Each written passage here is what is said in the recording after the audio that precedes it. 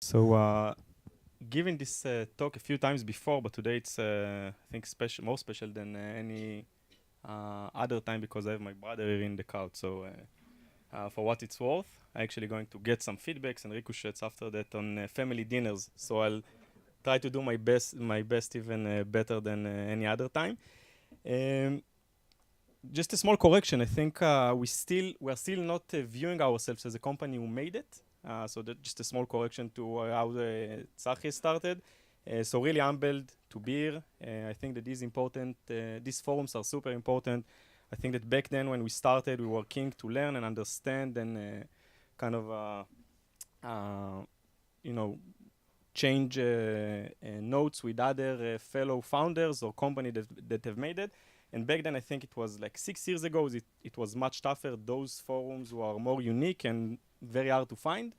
I think how we tackled that back then is to add advisory board. And so I'll tell you a little bit like just a quick overview on the company, like where we are. Everything that you're going to see in the deck today should be taken and really encourage you to take it with a grain of salt. I think that it's a very, very customized story for us. So a lot of the things that tend to work in our industry probably won't work for you guys. And some are probably best practices that we learned from the many hours of study and reading that we are constantly investing. So overall, the company, as Tsachi said, we raised around $100 million. Today we are on 4 offices. 3 are, we consider ourselves to be like a double or a dual headquartered company in New York and Tel Aviv. And London, we have an office that is tackling EMEA, and in Boston, we acquired the company back in August to kind of expand a little bit our total addressable market and so on. I'll talk about it in greater depth. So this is pretty much that. We're around 300 people, again, in 2 main offices, New York and Tel Aviv. So this is just to put the company on a timeline, I think that it's kind of helpful to better understand where I'm going to put the focus today. I'm going to share the story of like how we started. I like to tell it as a story, and I think that what you'll see in the narrative is like a constant iterations on the operation, what it means for us, leadership, constant improvements that we are doing until this day. If we're starting back then, so the company was founded on 2011. We like really started it on the 3rd year for the combined degree in Tel Aviv University. And I think that I'm going to start tackling or talking today on March 2015, which marks for us the date of when we really started to go serious about our go-to-market engine. So we opened our New York office, we brought our first class of account executives, and this is to me marks the first day of like us going or trying to become a business rather than a product or just a product, right? Up until then, so 2011 to 2015, I think that this is where we paid our tuition and basically learned everything that the tech industry has had to teach us. And until then, we were busy with product market fitting, understanding our buyer personas, and so on and so forth. We also invested a lot, and I'll talk about it again in greater depth as I'll keep talking on just to better understand. So we realized who's our buyer personas. We built a product, but we also, I think, we took the first 4 years to get deep understanding of what our growth engine looks like, and then where demand generation is coming from. And I think that then when we opened on 2015, it was much easier and smoother process. Like we had demand, we had people, we understood a lot, like much better who are we selling to. And then for the next few years, it was an expansion. So we basically had a footprint in more products. We expanded our office. We launched a global operation in the UK. And I think up until this recent day, again, we'll keep improving. So this is pretty much it. Just one thing to better understand on us and the industry that we are operating in. So we are selling into e-commerce businesses and specifically tackling the marketing function in those businesses, selling them software that basically helps them with everything related to do with user-generated content. This is where we started. Today, we're also giving them software to help with loyalty and referrals. So that's a company that we acquired again back in August. You can see here that we are selling mainly to direct-to-consumer brands. We are actually seeing a very interesting trend in the industry today. A lot of commerce is starting from the online experience and only then expanding to the offline. And these guys have a lot of challenges when it comes to how they market to their customers, how they create an experience that is in one line with how Amazon is operating. Right, so this is essentially their competition. So keep that in mind as I'll talk. I think that what it imposed us in turn is that we discovered that our total addressable market is narrower, hence we needed more products to essentially expand the opportunity. So this is also something that we did.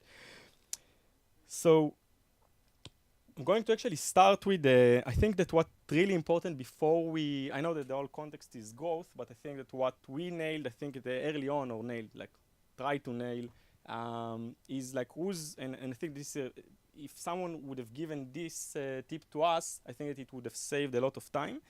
And I think it talks about like who's the operator, or who's the manager or the builder that you need to put to hold the operations or inside sales organization at the different stages as you grow, right? And I think that a common mistake that we were sent to do, and we actually did it a few times, is to bring in a career VP of sales, someone that did it a bunch of times. He will come in, will understand the business, but we discovered actually not to work for us. We started from Israel, and to the question before, I saw it also like on the AMA, when should you move closer to the market, or when should you move out of the local operation? My take is as soon as possible, but we had a few iterations that are not mentioned here at all. I'm considering like us going again more in a more rigorous way after establishing our go-to-market only when we started to operate from New York. So I think that the first one to talk about is the builder, right? And I don't know, like didn't do it at the beginning. Maybe I should have started, but how many of you like are sub, say, 5 million in revenue? Okay, good. So this is, I think, where it's really important to get it right with the right persona. I think probably like the most impactful on the business and your success. That in turn will affect your ability to actually raise funds, because that's the early traction. And we discovered it to not necessarily be a career VP of sales, like someone that have done it, did it. Like we hired a few of these guys here in Israel. It didn't work. When we opened the operation in New York, we actually brought someone completely unorthodox, completely out of the box, someone who I don't even know how to call it in English. It's I think an agriculture degree from the Weizmann Institute, right? So he was an MBA graduate from Harvard, and he started he's an Israeli, an Air Force alumni, and we started to kind of operate together and rebuild basically the entire sales operation. We brought in the first. I think that it's also very important to kind of look at what you guys are bringing, if you're founders of companies, like what you bring to the table. So I brought a lot of engineering, a lot of process capabilities, and we needed someone that can balance that equation. By the way, our first guy wasn't necessarily the case. So the second thing is that usually companies, we done it, I think, in a little bit later stage, but usually companies are approaching that phase while they are still pre-product market fitting, right? So you need this guy, and it's usually in contrast to the career VP of sales, to kind of keep feeding you in with inputs from the market, so you are building your products in a much more accurate way. And that's it. The ideal profile is that actually there is no, to me, like a playbook for that. Usually smart people that like problem solving, that excel in problem solving. And again, don't look for the very kind of orthodox profile. So that's that. And then the second one is what we call, just for the sake of this deck, right? Don't look for the scaler in LinkedIn. Someone that can take you from 5 to 30. This is pretty much the benchmark. It's obviously deemed to a lot of interpretation that you can do, like what's right for your business and what's not. And I think that here you do want, it doesn't necessarily have to be someone that has managed sales. I'm thinking about like overall, like about sales management, someone that more broadly can come in from a more general management capacities, but someone that really understands preferably the industry, really understand the buyer persona. It just saves a lot of time. He understands the pain points. He knows how to talk the talk most of the time. And I think that what also really made for us successful candidates is coming in from selling to pretty much the same deal size, because it's a different way we discover that you carry yourself if you're selling a 7-figure deal or a low 6 or a low 5. Right? It's like very, very different than how you are, who are you are qualified to hire, and then what kind of conversation you are managing to have. And the next, and this is, by the way, where we just transitioned into this phase, and we actually just replaced our sales leadership for maybe the 5th time, is someone that we now envision him taking us to the $100 million mark. What happens there, I still don't know. And this guy is actually someone that also came in, done a bunch of sales positions for us in global public companies, really know our buyer personas, so sold to marketeers previously, so know the pain points, doesn't come from the industry. But at the same time, he has like a true general manager kind of approach to the world. And for us, it's super beneficial. So he doesn't see his role just to bring in new business. He wants to bring the right type of new business, customers that will last, will retain, with lifetime values that are higher than what typically we saw with other candidates. He like truly understand that the importance of the life cycle and like how it really affects the company. That's it. He's with us for like I think 12 months now. So once we crossed, I think that the $25 million mark, we brought him. That's that. How am I with time? Like until what time do I have? 15 more minutes. Okay, before I dive in, I just want to share like what's our operational approach, and I think that it's important to understand, obviously, right, that sales are not living in silo. I actually think that having sales living in a silo, it's a huge mistake that will then translate it into again an unhealthy business. So this is our overall approach, right? So that's me at the right-hand side with the gray square, and then we have marketing, sales, and client services. This is our take on how we structure the go-to-market engines. So this is in front of you, the go-to-market engines of the company.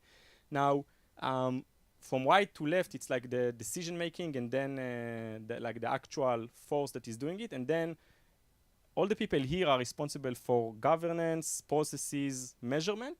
And we discovered that approach to be like really, really useful. So the guys on the right-hand side can really deal with strategy of the business, can be worried about like the bigger problems, like again, demand gen, strategic fit, how we go and expand our total addressable market.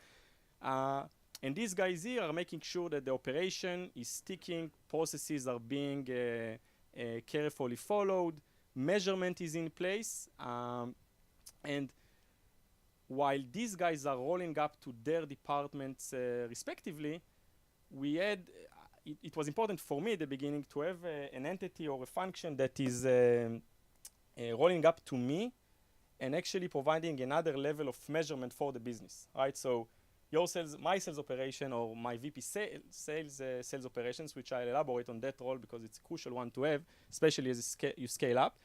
It was important for me that the measurement will be in a non-biased place in the company. So we established what we call business performance. We actually, where is Isaac Buchnik? Where are you? Yeah.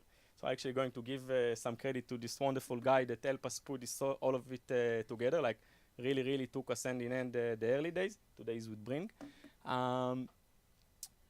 And business application is the guys that are responsible to basically take the processes that are being written or defined here on those functions, so the department operational functions, and to translate them into an actual Salesforce whatever. So this is pretty much how we view it and how we operate. And this proved to be a very scalable structure that I think really delivered for us at least.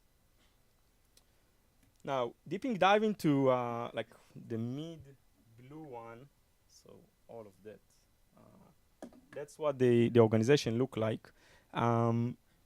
So basically, we are dividing our entire structure into two, and it can be divided by different. We can send the deck afterwards, no? So you can stop taking. So we are dividing into like, and sometimes we are seeing the split being made by industry. Like we are dividing by a market, just the market segment in terms of size. So we have a very robust. This is probably like the most mature side of our operation, and it's the SMBs. SMBs for us is businesses that are selling between, say, sub $15 million a year, e-commerce businesses, keep in mind. And this is the organization that we have. So we believe, at the very least here, in a more mature organization in pods. So we have an SMB pod that is being managed by a sales manager. And in turn, each such pod, it has a mix of SDRs as well as sellers, account executives. This is pretty much the ratios that we are shooting for. It's important to say, and I'll show it in the numbers, that we have more, a lot of the demand is actually coming in inbound. And then on the other market segment, so the second one is mid-market, and as we go, so this organization is selling globally from the States, and here, this organization, because a lot of it is inside, but sometimes we discover that when you actually see the prospects, meeting them face to face, it's a very, it's like a huge deal accelerator, right? So we're using the local presence to have a more complex deal cycle. I'll touch on the average deal sizes in a second, so you see everything. That's it. Aside from like the core organization here, I'll talk about the ratio in a second, but sales development is like the same sales development here, just by a little bit different method.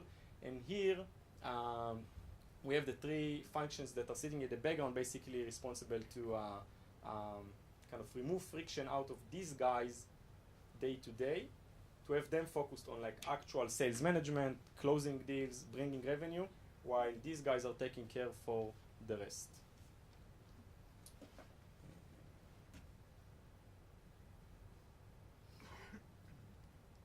Cool.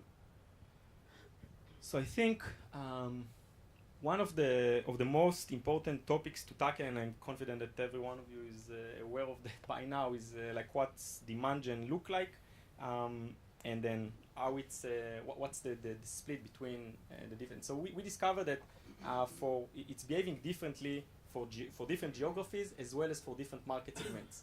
While in SMBs we are doing a one-on-one ratio with SDR to an account executive, because we have a decent demand that is coming in from organic inbound channels. On mid-market, we discovered that it needs to be a different ratio. And this is, by the way, one of the most work in progress topics. The ratios here are constantly being changed. And one kind of thing that is standing at the background of all of it is like our efficiency, right? So I think that these ratios should be optimized again, efficiencies, equations that needs to be balanced, right? Essentially, like how much it costs on the total sales and marketing cost to acquire a new dollar. That's it. Maybe elaborating on that, because I don't have the time, I'll focus on that one, actually on two, so sales operation and training. Sales operation, I think as you scale up an inside sales organization, the sales operation function becomes to be one of the most important pieces that you need to plug in. The earlier you do it, the better. Ideal profile to that, by the way, are previous operator that have gone to an MBA and then chose to go to companies instead of VCs. And these guys are very, very connected to the business, should be really good in kind of interpersonal skills, because they need to be the interface of the sales organization with other organizations in the companies. And they are basically the VP of sales right hand, right? Responsible for everything, creating the measurements, not building them themselves, but creating them, defining the processes, making sure that everyone are following them, calculating comp, like whatever. It's not like core, strategy to the sales organization. Doesn't talk about like motivating people, stuff like that. It will usually fall on the sales operation guy. So very, very important. We got the first one while our sales organization was 5 people. Something like that, really important. The second very important piece, in my opinion, is training. I think that often overlooked, can be one of the most powerful differentiator, competitive edge of a company. I think that the ability, it translates to, I'll actually talk about it more in later slides if I'll get to them. But definitely one of the, definitely one of the more powerful and again, sometimes overlooked in mature sales operations. Okay, I'll deep dive a little bit into what are we measuring. Now, I think it's very, very easy to go over-engineer stuff once you're starting to kind of measure your inside sales operation. I think that we definitely over-engineer. I'll try to focus on, first of all, give you like my view how we divide overall the metrics, and then talk about like what I believe are the metrics that can actually really move the needle. And when I'm talking about moving the needle, obviously the number one is like how can we bring more revenues. The second in line is actually how can we bring revenues but in an efficient manner. So both are equally important in our view. So basically we have different measurements for different levels. So the individual contributor level down to the company level. I'll talk about that in more depth in a second. I talked about it before, but it's very important, I think, to have measurement that is external to the sales or to the revenue organization as a whole. So always have, like, it can either be finance or someone needs to monitor the monitoring. And we built that function, again, outside of the revenue organization, rolling up to me. So we have like a few layers of safety networks that call it like that. The first one is like the actual measurement that is happening here on the sales organization via the sales operation guide. The second one is on the business performance. Most of the dashboards that I'm going to show you are taken from there. And then at the end of the day, we have our finance that is basically responsible to validate everything and to make sure that we have a single point of truth in the organization. That's it. The last, maybe it's like anecdotal, but we discovered that sometimes because we have a lot of dashboards, a lot of points or places to look at the data, sometimes, again, people are just not looking, which is counterintuitive to some extent. We discovered that the very distilled view of what you want to communicate and everyone to know, very useful to just send it over an email, just a screenshot of the dashboard, whatever, obviously in an automated way and a non-automated until you can afford automated, just so everyone are up to speed and with constant awareness of like what's going on in the organization, every function. So we have a bunch of dashboards that are going to just management-wide distribution list. So we are dividing into overall measurement into two buckets. The first one is just the bottom line results. And again, bottom line results is revenues, then efficiency, and lastly, I don't think that it's a prioritized way, right? But all equally important, churn. So we are actually feeding back to our sales measurement how the prospect that they've been sold to are behaving on their life cycle, right? So if we have account executives that their prospects after being closed are being lost in a higher frequency or in higher ratios than others, we want to monitor, we want to identify, and then we want to train them to an extent where they get better in selling on the values of the product. So that speaks to like new revenue and churn, and then how they behave and why each one is actually relevant for the sales organization. And then efficiency, because I think once you're starting to get, especially on our stage, but also in previous stages, once you start to get to give an operator, and you want to give an operator the freedom to operate, you also want to provide them with very strict guidelines as per what they can do and can't do, in a very kind of a high-level, non-intervening way. And we discovered that equation. We have a bunch of others, but that one is for sure. And there are some driving metrics for that equation. So overall, the sales and marketing cost, which is a constant fight, obviously, between VP marketing and VP sales, how we divide it. Also, there's some best practices to the revenue that it managed to acquire us. Let's see. The second thing is like the second bucket are indicating signals or metrics that will usually be tied back to the bottom line one side. Some will give you visibility to efficiency before you squeeze. Some will give you indication for new revenue before it slows down or accelerate, and then you can really understand why. And that's basically it. the most important ones that I chose to talk about here are quota attainment, close rate, sales metrics funnel, and I'll get deeper dive into each one of them and show you some of our metrics and how we measure it. The last one is throughput, which is a metric that I found that we need to be really careful about. Sometimes you like when you, for instance, measuring a sales development rep, which is essentially to some extent outbound, you want the guys to kind of punch the phone, you know, maximize for dials and email send. Not necessarily we discover the best approach, especially not in mid-market, kind of more enterprise approach. This is our metrics with a bunch of these metrics, like how they translate into actual, just so you know what organization I'm kind of describing. So everything related to average deal size is here. On the SMB, all annual numbers on our customers are signing an annual commitment with us. On the SMBs for 14 on average and 14,000, and on the mid-market for 30,000.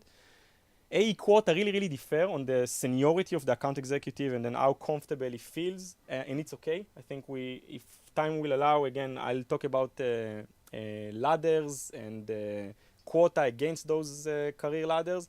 Really important, but overall we're seeing between 500 to 700, and the mid-market it's a little bit higher.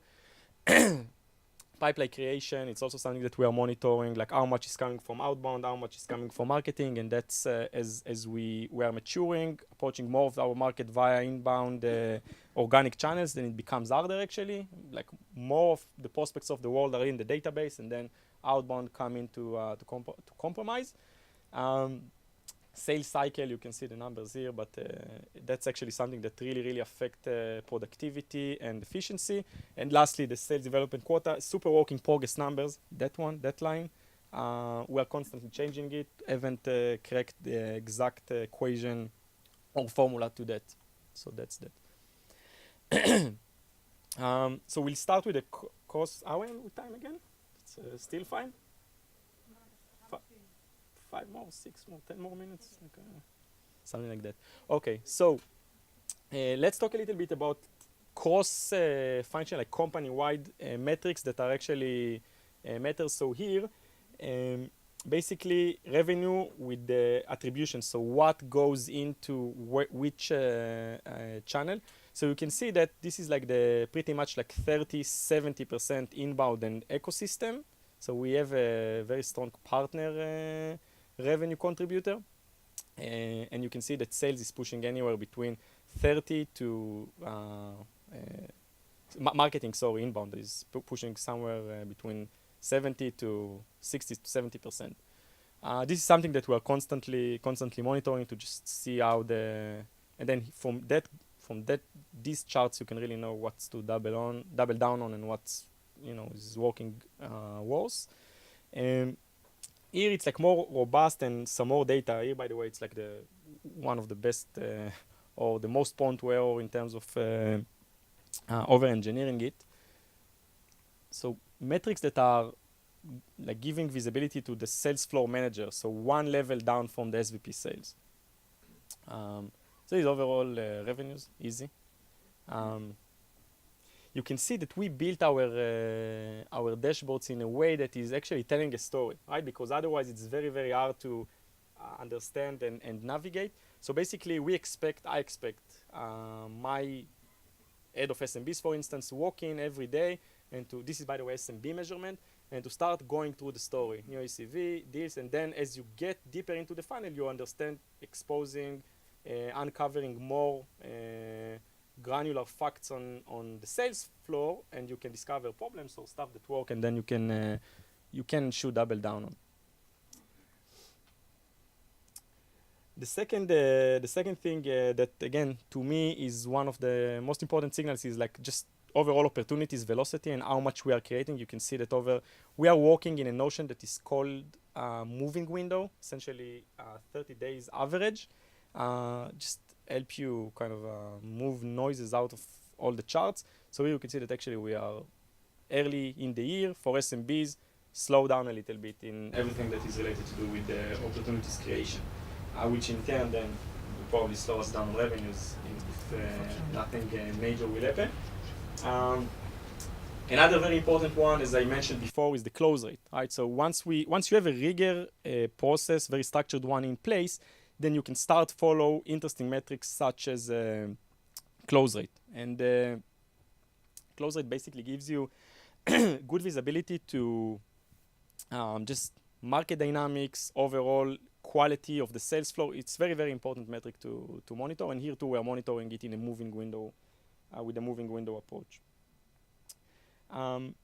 Now, I believe that win rate cannot be and shouldn't be measured by itself, so it's very important to correlate some other metrics to that trend. One of them is the deal cycle. Second is discount rates, and the third is the average deal size, right? Because obviously, if people are starting to discount all of a sudden, and you can see pressure in the flow, which is happening now, then all of a sudden, close rate might go up. And we discovered that these trends are basically corresponding with one another in a very highly correlated manner. So that's the sales floor management. Now, if you remember, the sales floor is divided into into a few pods. So each such account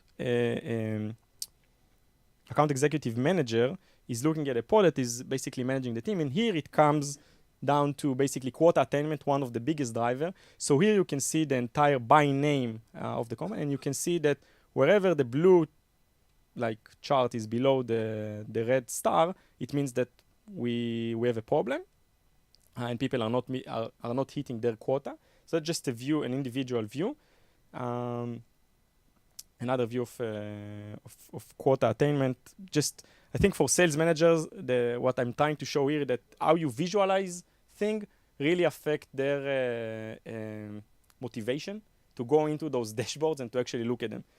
So we're really investing a lot in making sure that data is accessible, but not only accessible, also visualized in a very specific way. This is one of the most important charts, in my opinion, of the deck today. It took us a while to understand it, but basically it shows how many account executives are hitting their quotas. The number one driver for sales efficiency. So that's that. And then one ACV, obviously, you want to understand where your people are staying at every given point in time, and then show you trend.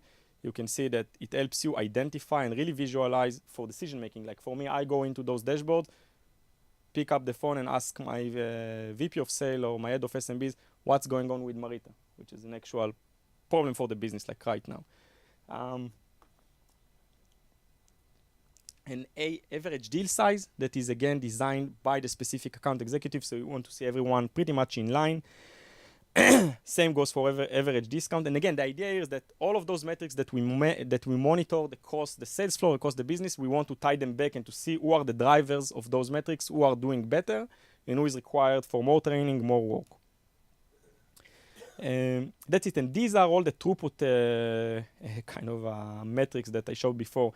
I think important to some extent, but again, be careful on how you put them forth and how you build compensation around them, not necessarily tied to one another. So here you can identify the slackers, although we discovered that people that are not necessarily super on the surface hardworking are sometimes actually getting us to better results. Not always the case. But here you want to set a bar, like a minimum outreach activities a day, explore goals, and then it goes further down the funnel with demo, opportunity, and then eventually deals. So this is what I refer to as the daily throughput and activities, and there is more sophisticated, more granular ways to measure it. That's it. Last piece that I'll talk about is the sales funnel, and here it's should be really customized per each business. We are starting our own sales funnel with leads that were assigned from marketing to sales, and then you have a reach out, demo, opportunity, win, and then sometimes a lost after a contract was signed. You want to monitor all of them. Again, keep in mind the way that the dashboard is built in a kind of a storytelling manner. That is taking the decision maker or the manager through the funnel, right? last piece is just, we talked about storytelling, and one of the common mistakes that we've done, so these are just miscellaneous topics that I'll quickly overview, but don't hire for the resume. I think that one of my biggest mistakes in I think ever since we established the company is an office that we opened up in Utah, and we like purely hired for a resume. Like we had a guy, he came in for from Omnisure, a very good company that was sold to Adobe. Then Adobe founder started another company, Domo. Probably some of you know them. He pulled him in, gave him a VP title. We said, okay, like what can be a better reference than that, right? You are a founder of a company, you're taking your number 4, number 5 sales guys to your new company, giving them a VP title, and it's a shit show, to say the least. Why it happened? A super unstructured manager that didn't really understand our buyer persona, was sold to a much higher average deal sizes, wasn't in the details enough, was remotely, like a bunch of reasons. It's very hard to like, I think he was a very good salesperson in some organization. Once you have support, like good support to make him successful, it can work. Us, to be hired for the first sales guys in the organization, it's like it wasn't made up for it. One of the pieces that I think I'll put that and then talk about like that cliche and then talk about what it means for us. So I think that in sales organization, you often overlook on the importance of training, which I said earlier in the presentation. I think that the reason is that you typically see a very high turnover, and then the question comes to mind, okay, why should I invest in these people, right? But I think we discovered that it's a very kind of a vicious cycle that you can easily find yourself end up with. Essentially, you don't invest in your people, like you don't have rigor enough, structured enough, training function, and you hire for people, and they're not succeeding, not necessarily because they're not qualified for the job, but because you didn't train them well. And I think we are not doing training well enough, definitely. We should get better. But early on, this is something that we invested. So once we had, I don't know, maybe 6 sellers, we had a trainer that was really responsible to get people in the door for kind of the more entry-level points, levels in the organization, sales development, if you will, and then take them up. It creates a lot of motivation once people, account executives and sales development, are seeing people that are being promoted through the ladder. It creates a lot of motivation and engagement in the sales organization. Demand gen cannot speak enough about, but this is probably like the number one problem for most companies, that you just don't understand what's repeatable, what's scalable, and what's not. End up investing in things that will end up not being efficient enough. Happened to us with sales development for SMBs.